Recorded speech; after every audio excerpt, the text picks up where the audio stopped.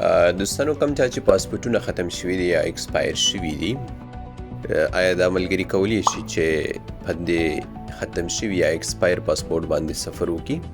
او بالکل زموږ هغه هیوادوال چې دوی د متحده عربي اماراتو څخه کابل ته تلل غواړي، ګورئ دې خبرې ته لږ ځیر شئ.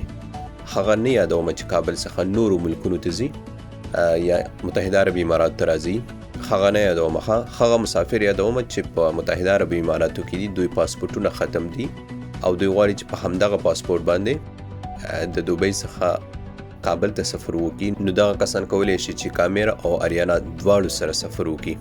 که چا پاسپورټ باندې میاشت وخت تیر شوي، 2 تیرې شوي، 3 تیرې شوي، هغه څه پروا نه کوي. سمه ده، کم چا چې پاسپورټ ختم شوی دی یا ایکسپایر شوی دی، دغه کسان کولی شي چې دوبۍ څخه کابل ته سفر وکړي. مننه.